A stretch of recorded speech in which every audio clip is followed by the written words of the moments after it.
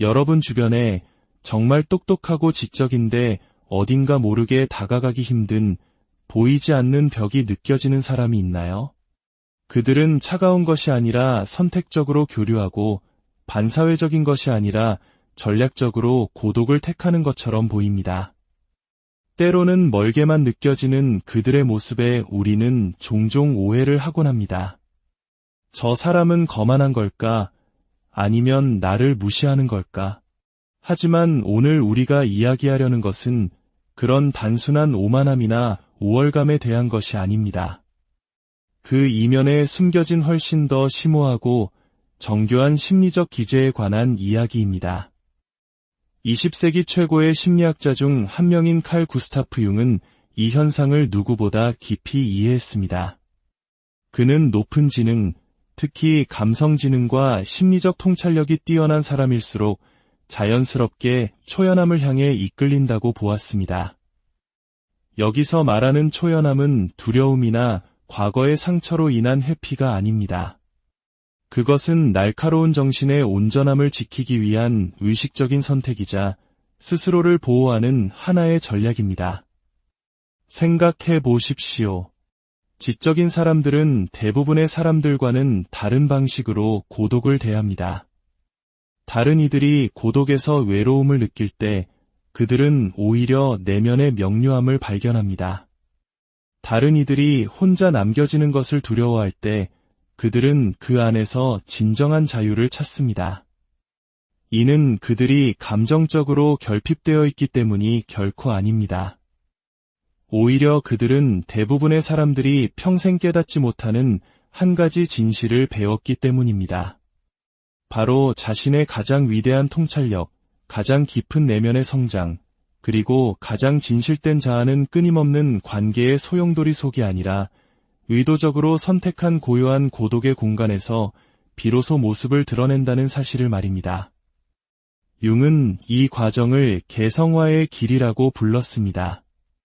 타인의 기대, 투사, 그리고 감정적인 요구들로부터 벗어나 온전히 진정한 자기 자신이 되어가는 고귀한 여정인 셈이죠. 그런데 이것이 유독 지적인 사람들에게서 두드러지게 나타나는 것일까요? 그 이유는 간단합니다. 사람이 똑똑해질수록 세상의 수많은 인간관계가 진정한 연결이 아닌 잘 짜인 연기와 무의식적인 투사, 그리고 채워지지 않은 욕구 충족의 과정이라는 것을 더 선명하게 꿰뚫어 보게 되기 때문입니다. 이러한 깊은 깨달음은 그들을 인생의 갈림길에 서게 만듭니다. 점점 더 공허하게 느껴지는 사회적 게임을 계속하며 안주할 것인가, 아니면 한 걸음 물러나 초연함을 유지하며 진정한 성장에 필요한 정신적 공간을 확보할 것인가. 대부분의 사람들은 두려움 때문에 전자를 택하지만 지적인 사람들은 지혜를 통해 후자를 선택하는 경향이 있습니다. 지능, 특히 감정적, 심리적 인식을 포함하는 종류의 지능은 예상치 못한 무게감을 동반합니다. 다른 사람들이 놓치는 미묘한 패턴을 읽어내고 사람들의 말 뒤에 숨은 무의식적인 동기를 알아차립니다. 사랑이라는 이름으로 이장한 두려움 기반의 행동들을 간파하고 대부분의 사회적 상호작용을 이끄는 근원적인 심리적 욕구를 이해하게 됩니다. 융이 심리적 의식의 발달이라고 칭한 것이 바로 이것입니다. 단순히 사람들이 무엇을 하는지가 아니라 그것을 하는지를 꿰뚫어 보는 능력. 이 고도로 발달한 인식은 역설적이게도 기묘한 형태의 고립감을 만들어냅니다. 인간 행동의 이면에 있는 기계장치를 볼 수 있게 되면 마치 다른 모든 사람은 실제 삶을 살고 있다고 믿는 연극 무대 위에서 홀로 관객이 된 듯한 기분을 느끼게 됩니다. 이것은 냉소주의가 아닙니다. 이것은 명료함입니다. 그리고 그 명료함은 우리를 자유롭게 하는 동시에 때로는 지독히도 외롭게 만들 수 있습니다. 지적인 사람들은 종종 대화 속에서 진정성과 수용 사이에서 하나를 선택해야만 하는 상황에 놓입니다. 상대방이 편안하게 느끼는 피상적인 수준에서 대화에 참여하거나 아니면 자신의 깊은 진실을 이야기하고 상대가 불편함 속에 멀어지는 것을 지켜보거나 대부분은 표면적인 대화를 선택하지만 여기에는 대가가 따릅니다. 자신의 복잡한 생각을 끊임없이 상대가 소화하기 쉬운 조각으로 번역해야 하는 과정은 극심한 정신적 피로를 유발합니다. 사회적 조화를 유지하기 위해 자신의 통찰을 계속해서 하향 조정하는 것은 내면의 분열을 낳습니다. 어느 순간부터 그들은 마치 이중생활을 하는 것처럼 느끼기 시작합니다. 진정한 자아와 사회적으로 용납되는 자아, 두 개의 자아 사이에서 말입니다. 이러한 인식은 결정적인 깨달음으로 이어집니다. 우리가 관계라고 부르는 것의 상당 부분이 실제로는 투사에 불과하다는 사실입니다. 사람들은 당신을 있는 그대로 보는 것이 아니라 그들이 당신에게서 보고 싶어 하는 모습을 봅니다. 당신의 진정한 모습을 사랑하는 것이 아니라 그들이 만들어낸 당신에 대한 관념을 사랑하는 것입니다. 이 진실을 이해하는 순간 그런 피상적인 관계들을 유지해야 한다는 강박은 눈 녹듯 사라지기 시작합니다. 융은 지적인 사람들이 본능적으로 수많은 얕은 관계보다는 소수의 깊은 관계에 끌린다는 것을 알았습니다. 양보다 질을 추구하는 것은 단순한 취향이 아니라 정신 건강을 위한 필수적인 선택이 되는 것입니다. 결국 지적인 사람들의 초연함은 진정한 이해나 상호성이 결여된 관계를 유지하는 데서 오는 에너지 소모로부터 자신을 보호하기 위한 방어기제인 셈입니다. 세상은 종종 비판적 사고보다는 수능에 보상을 합니다. 이런 세상에서 지성인으로 살아가는 것은 특별한 종류의 피로감을 동반합니다. 사람들은 논리보다는 감정에 기반의 결정을 내리고 원칙보다는 유행을 따르며 진리보다는 인정을 갈구합니다. 이 거대한 인지 부조화는 때로 감당하기 벅찰 정도입니다. 이는 마치 혼자만 다른 주파수로 세상을 보고 듣는 것과 같습니다. 지적인 사람들은 사회적 상황, 정치적 토론, 심지어 가벼운 대화조차 심리적 역학, 논리적 오류, 역사적 패턴, 무의식적 편견 등 여러 겹의 렌즈를 통해 동시에 분석합니다. 이러한 다층적 인식은 대부분의 사회적 상호작용이 요구하는 단순하고 직선적인 참여를 어렵게 만듭니다. 그 결과 그들은 일종의 내면적 유배 상태에 놓이게 됩니다. 몸은 그 자리에 있지만 정신은 멀리 떨어져 있는 상태. 대화에 참여는 하지만 온전히 몰입하지는 못하고 그저 듣기보다는 분석하고 있는 자신을 발견하게 됩니다. 이것은 선택이 아닙니다. 분석 기능을 멈출 수 없는 정신이 낳은 자연스러운 결과입니다. 그리고 이것이 바로 독특한 형태의 외로움을 만들어냅니다. 물리적으로 혼자 있는 외로움이 아니라 군중 속에서 정신적으로 홀로 남겨진 외로움. 다른 이들이 보지 못하는 연결고리와 패턴을 보고 다른 이들이 무시하는 이면의 의미를 이해하며 다른 이들이 단순하다고 여기는 상황의 복잡성을 인식하는 데서 오는 깊은 고립감입니다. 그들의 초연함은 바로 이 인지 부조화로부터 자신을 보호하는 갑옷이 됩니다. 거리를 둠으로써 그들은 자신의 정신적 명료함을 보존하고 주변 사람들과 다른 지적 주파수에서 오는 끊임없는 마찰을 피할 수 있습니다. 지성은 또한 감정 경제학에 대한 날카로운 인식을 가져다 줍니다.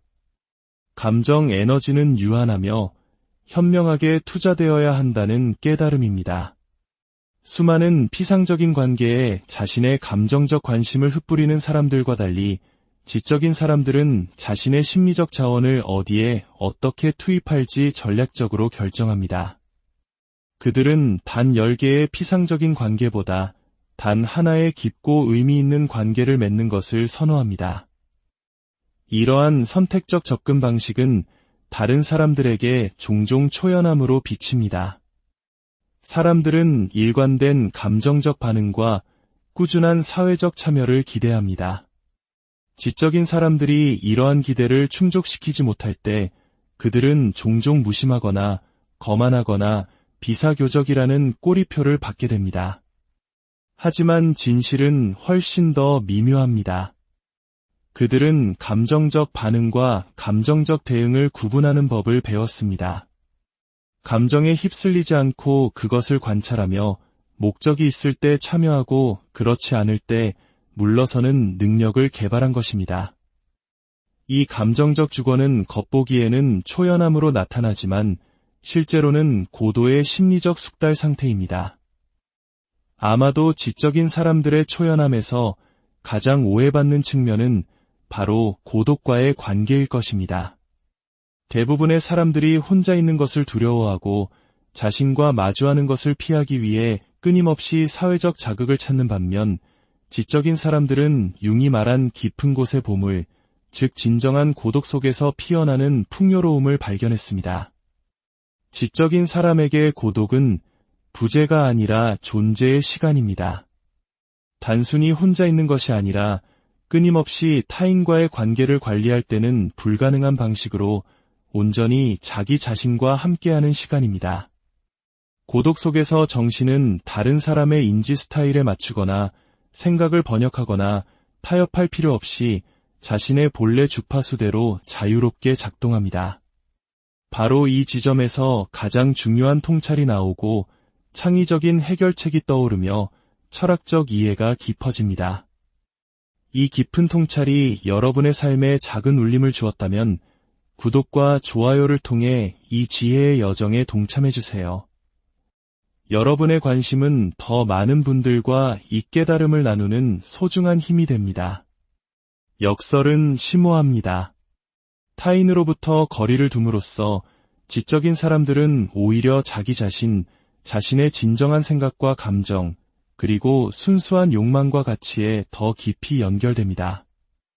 그리고 이 내면의 연결이야말로 그들이 선택적으로 유지하는 모든 외부 관계의 단단한 기반이 됩니다. 대부분의 사람들은 자기 자신으로부터 도피하기 위해 관계를 맺습니다. 하지만 지적인 사람들은 종종 자기 자신을 찾기 위해 관계로부터 물러납니다. 관계를 맺는 근본적인 지향점의 차이가 보통 사람들과 지적인 사람들 사이에 자연스러운 이해의 장벽을 만듭니다. 겉으로 거절이나 냉담함으로 보이는 행동이 실제로는 깊이를 넓이보다, 양을 질보다, 수능을 진정성보다 우선시하는 인간관계에 대한 다른 접근 방식일 뿐입니다.